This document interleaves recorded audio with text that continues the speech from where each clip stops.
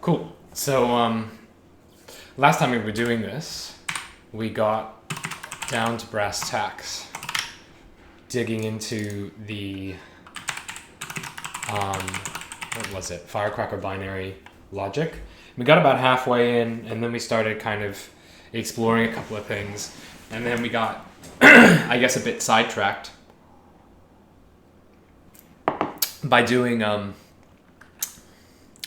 some keyword search stuff in the browser and showing how you can use docsrs. And I might do a dedicated video to give you some of the tips that I've sort of picked up over time. So we're back in Firecracker. So let's open up the main RS again. Oh, I don't have that installed on this machine, so that's fine. Let's go. Oops. Main RS. And this one. Okay, that's more like it. So I think I faintly remember that we were about it's been about a week. We were about halfway into this, and let's see here. We were mostly just kind of looking around at some of the core stuff that was going on. It's using exit codes to sort of decide what to do. So you'll see I32 from these VMM things. And if you keep looking in here, we've got setconf settings and VMM config settings and API enabled. And the way that this all gets rigged up is it uses this API server adapter when you're running with an API and there's VMM config JSON, or running without an API and VMM config JSON. And so this thing is probably duplicated in two places. I think it's called build microvm from JSON. That's where this run without API takes the VMM config and then builds the actual microvm. So this little note is handy. It says build the microvm. We can ignore the return values here because VM resources is not used without API. An arc reference of the built VMM is plugged in the event manager by the builder. So really quickly, what is a VMM? VMM is a virtual machine monitor. Okay. Or manager, right, in some terminology. A monitor is sort of an old school, so like what does monitor mean? Apple II, or Apple II, right. I'm trying to see if I can find some etymology for this word. It used to be called monitor mode. Why was it called monitor mode? And it wasn't just the Apple II. I'm just sort of trying to use that as a reference.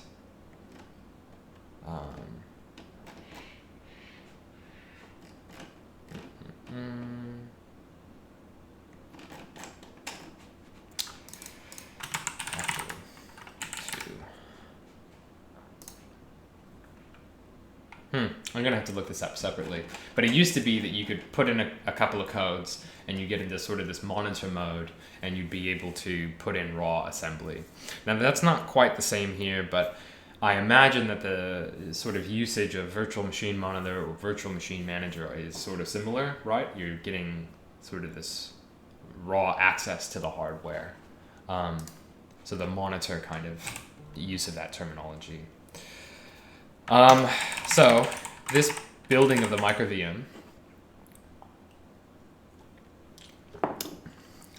it seems to take the setconf filters, the event manager, the configuration format, so that's things like the resources, I imagine, the instance info, which we can go look at. I'm not 100% sure what that is, but I have a guess, and the boot timer enabled, so whether or not we should have timing set up. So VM resources boot timer. So we create this VM resources thing from the JSON, and it might fail. And I recently did an article on this because I watched this video called "Std Process Exit is Evil." That came up in my usual torrent of information, emails and stuff, on the Learn Rust maybe it was rust subreddit. And it was because if you run something like this, right, and you're doing it in a way with a whole bunch of other things here, like let's say you do VM resources and then you did an unwrap or else down here, or a stub process exit or whatever, you might leak resources. Now in this case, I imagine this wouldn't, but I gave a little article treatment on this. And really the point is, in my take, so in the video, he describes, wrapping up the core logic and running that so that all the destructors are run at the end of the scope of the core logic function, before coming into the unwrap or else, or the stub process exit. What's handy about that is, yes, you will clean up resources that will,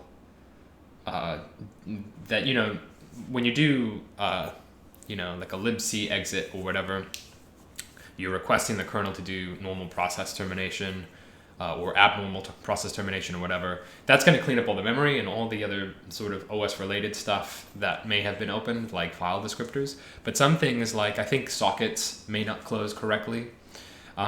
If you want a socket to close a connection correctly, so that the client actually knows, oh, hey, there's not just a hang up on the socket, but an actual closed connection. That, for example, is something where you'd want a destructor to run. Other examples of this might be things like, what else? Maybe you have like a file lock on something, and if you terminate, you may not give up that file lock. Now, I'd have to dig into whether or not that's true and whether the operating system would reap that file lock back. But the example is that you might have a distributed system. There might be some sort of checks and balances in place with some state on each node.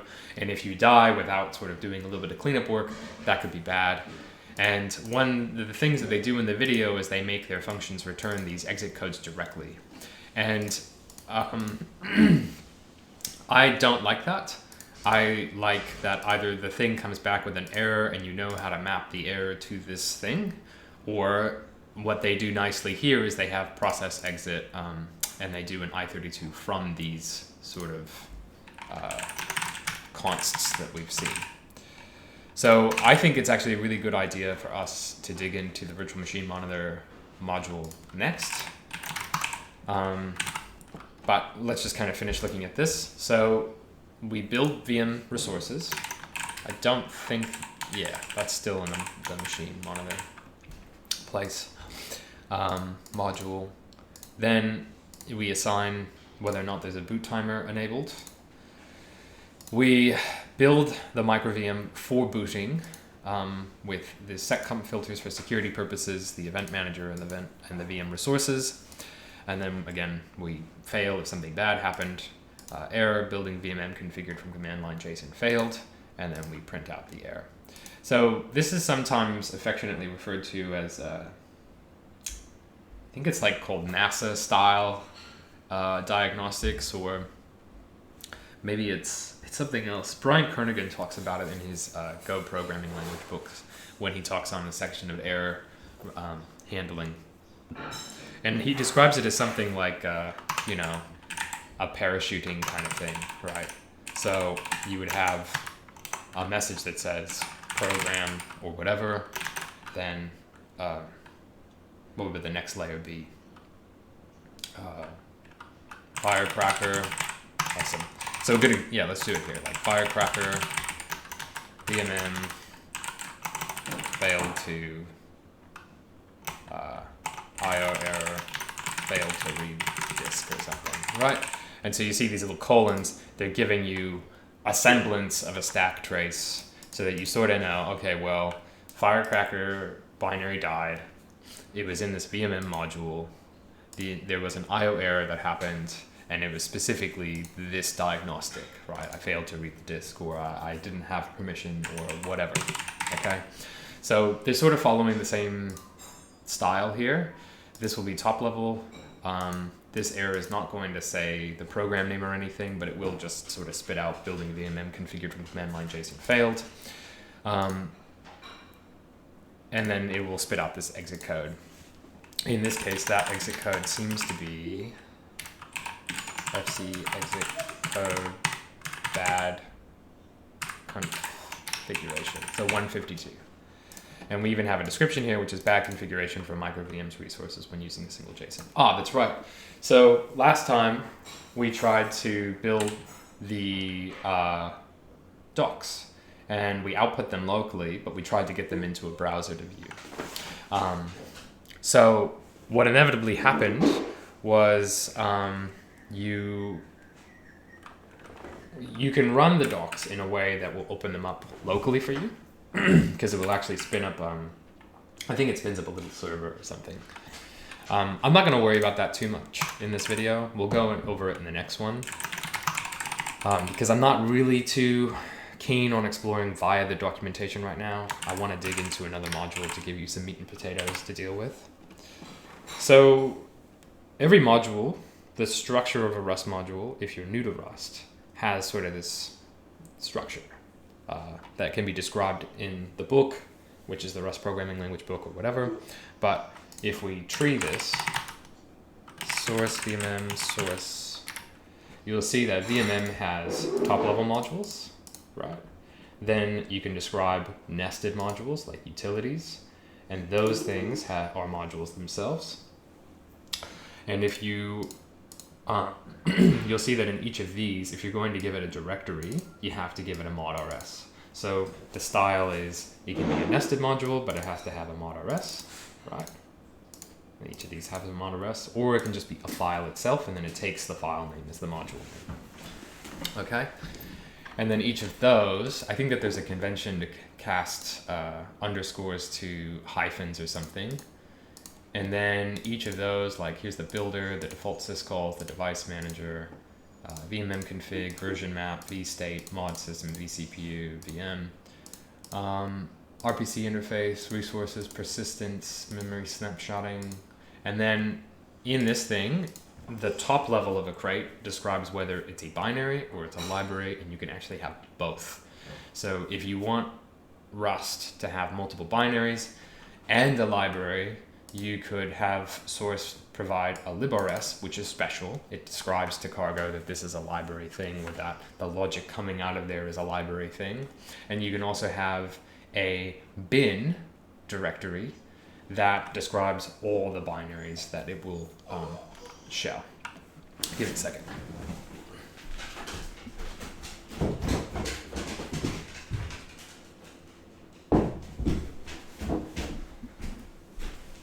So then what ends up happening is, what are we going to look at next? So just like how we looked at the binary for Firecracker, we're also going to look at the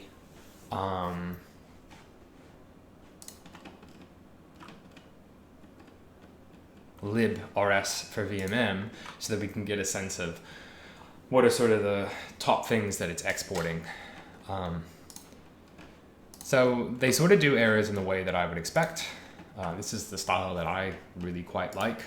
So you've got a big error sum type, and you can never get enough of sum types, right? They really help you divide state into separate parts and really cleanly segregate things so that you know precisely what happened. So they've got things here like nullary ones, which just means that it doesn't carry any information with it. So vCPU pause. Ones that do have a little bit of information, so like setconf filter, setconf error. This is just a way of saying that, okay, there's going to be errors that are going to happen that aren't mine, but I'm going to wrap them up as if they, are separate. We can describe serial or timer file descriptor errors that are just IO errors, but they're going to be specific, specifically wrapped. So, write to the serial console failed, cannot create timer file descriptor, right? And there will be some IO error that is at the cause of that not being possible. Then you've got like some platform specific things, right? So if you are building this for x86-64, they've got create legacy device, and also they've got this other one down here called legacy IO bus. So there's some legacy support things. And if you have ARM64, AArch64, vCPU init has vCPU error possibility. So it seems like on ARM64 you can have CPU initialization failures, and for x86-64 you have these legacy kind of shims in place that can fail. And then down here you'll see that the way that they do these errors is they basically map these to what we would want to say. You know, so if there's an internal error, we're going to report that. And again, we're doing the little colon thing here. Sometimes not. They're not super consistent, but it would sort of be the case that you could probably change these. So legacy IO bus cannot add devices to the legacy IO bus. Then there's logger and metrics and etc. And again, these are under a feature flag, or actually not a feature flag. It's flagged under a compiler target architecture. And then some of these other ones, right, like this guy, error thrown by observer object on VMM initialization. These are just Rust formats, so nothing has changed. They're just a bit longer. And that's fundamentally it, right? And also they're doing a neat little thing where they bring in this specific error just to make it a bit cleaner, right? They don't have to write or prefix these all with error, right? One thing I really like about Rust is that you can use the use keyword in any scope, and it's going to be local to that scope. So it's really handy for matching on stuff where you know that you're not going to have a name clash when you're doing the matching, and you just don't want to kind of have this extended, you know, stuff hanging over. So that's nice. Now we've got different result types here. This is a simplified one. This shorthand I've kind of seen back and forth in the wild. It basically says that if you don't want to have to write result of t of error everywhere, and you just want to parameterize based upon the one thing that will change, then you can just use this result type. It looks like there's a dirty bitmap, so a shorthand type for KVM, dirty page bitmap. Memory size, megabytes. I think today what we'll do is we'll be pretty quick. We'll just give this file a rundown because it's quite big, 226 lines out of 750. And then next time, I think I'll do a little bit of preemptory work to figure out how to show you the docs, and we'll go over that, and we'll have kind of a refresher on that, and then maybe dig into this more and look at some of the other bits. Because I think from the looks of it, a lot of the other crates are going to just be sort of ancillary stuff. And this VMM thing is where the real core of what we want to care about, you know, when it comes to how is it running on KVM, how is it emulating or providing access to the hardware or managing hardware, how is it, you know, what are its failure states and how does it handle that. It looks like, though, and the reason why I brought that all up is because we've landed on this struct. So this struct is called VMM. Excuse me. And it says contains the state and associated methods required for the Firecracker VMM. Okay. Like what we've seen, there's guest memory, which is probably on the machine, right? They're a slice of memory that's available to them. And it's a memory map. The events observer, which is an option of box of din VMM events observer. And if you're not familiar with what this means, it means that this is a trait object, but you can't access trait objects, or you can't handle trait objects without a reference to them or providing them some handle of memory. So in this case, it's boxed to make it easier to handle around. And it can exist or it cannot. So maybe we have an events observer or maybe we don't. We have handles on the vCPUs. Okay. There's an exit event, so an event file descriptor that describes exiting the actual VM, which is curious. And then these are the guest VM devices, so the MMIO device manager, and so that's memory mapped again, I believe, IO device manager, and then the port IO device manager, okay, PIO, and that's only for x86. So Again, another target limitation. And we have these methods off of the VMM, so we can get bus devices, we can start all the vCPUs, and it looks like they have signal handlers on all of them. They might have event observers on them. So this event thing seems like some kind of way of getting, not necessarily logging, but some sort of metric pulse on the VMM as it's running, possibly. I'm not 100% sure. And then this drains all the CPUs, the vCPUs. This is kind of curious, right? So this thing is a range, and drain says, take the stuff from the other one and hand off control of that memory to something else so that it can use it. And then you have to promise when you use drain that you're not going to touch the original vCPUs again, right? You're just going to shift that stuff over. So we're shifting the memory allocated for vCPUs over to these things, right? And these vCPUs, we're setting the MMYO bus, we're setting the PIO bus on the KVM vCPU, and then for all the vCPU handles, we're pushing in this thing now, right? So we're taking it from this original one up here, which was handed in, and we're pushing it into the state of this thing. We can check the vCPU's response with an expected response. So this is kind of like a smoke test sort of thing. We can resume the VM, pause the VM, exit the vCPUs. We can get the guest memory, so a reference to it.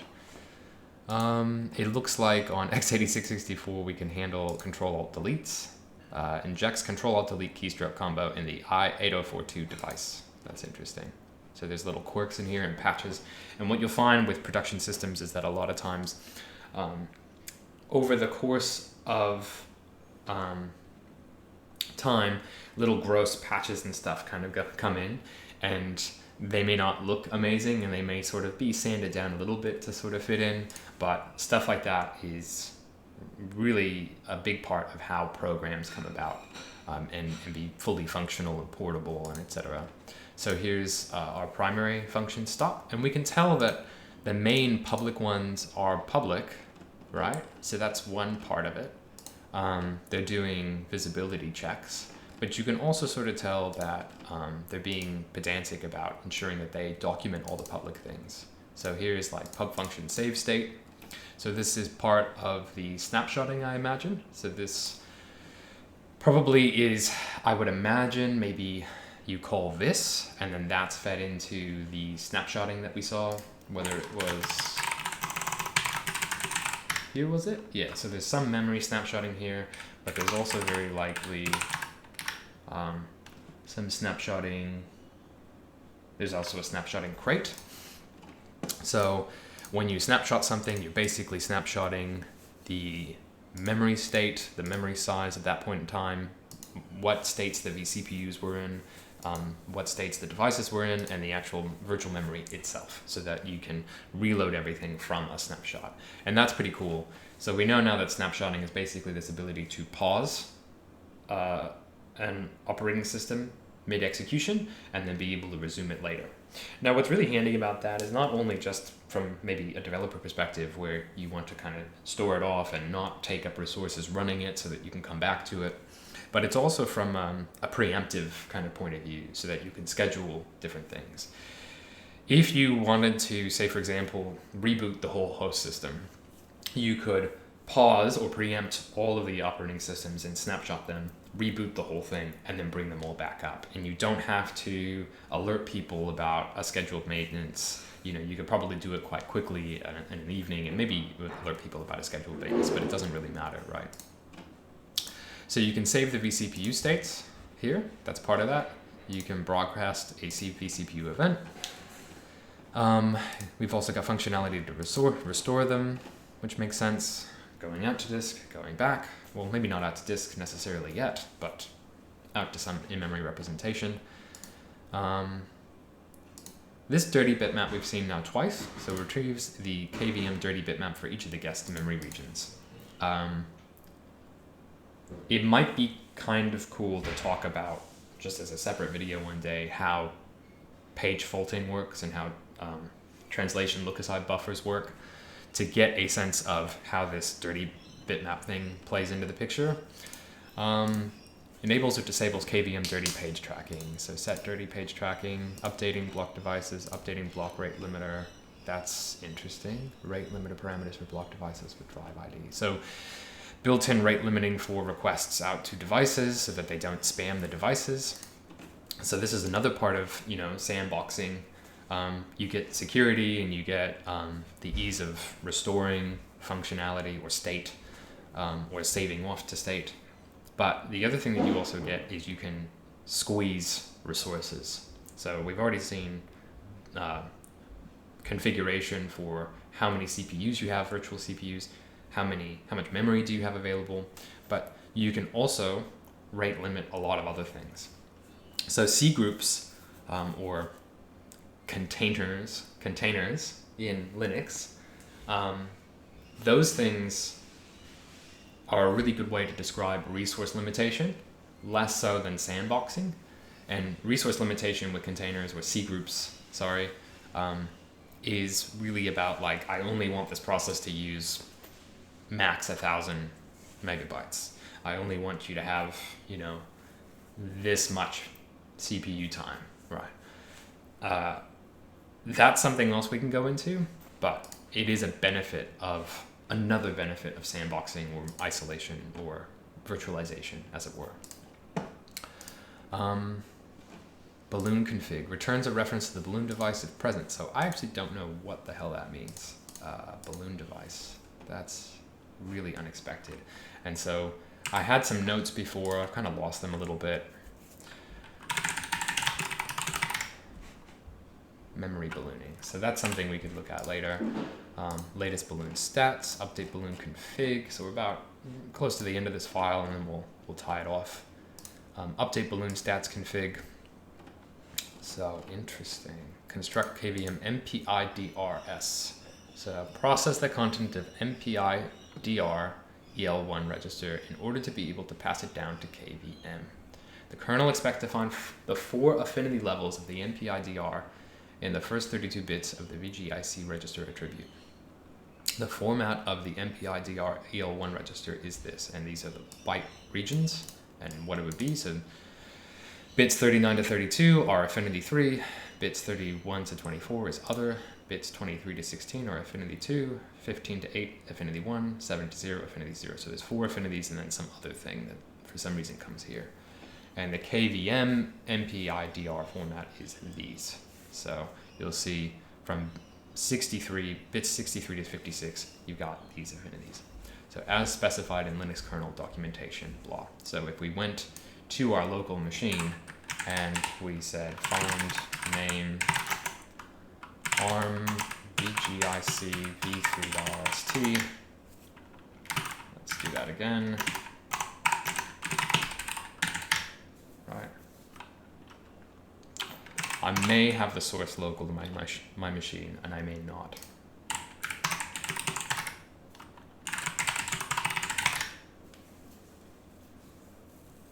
Okay, I don't. But if we wanted to, we could probably Google this. All right, so let's go back up. Sorry. Wrong computer. Cool, so this describes some ARM-specific device type thingy, right? ARM virtual generic interrupt controller v3 and later is what it actually stands for. So we've hit the bottom of the file, and here what we see is that there's drop for VMM.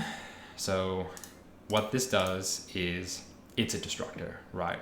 So when the VMM gets dropped, it's going to exit all the vCPUs. Okay, and it doesn't do any other cleanup apparently, so that's interesting, and it ignores the return value. So it's doing this assignment because exit vCPUs likely returns a result. The compiler is going to say, well, you've got to use that result, and you can't just put a question mark operator here because this doesn't return result, So by assigning it to this, we're saying, I don't care about it. Go ahead and get rid of it. Impulse subscriber for VMM. So we've got the subscriber thing. This seems to come from the event manager. We have processing for read events. So epoll in. Query each vCPU for the exit code. If the exit code can't be found on any vCPU, it means the exit signal has been issued by the i8042 controller, in which case we exit with fc exit code OK. All right, so exit code self, vCPU handles, iter, find map, unwrap or, and then stop the exit code. Interesting. So interest list, epoll event, new. Events in.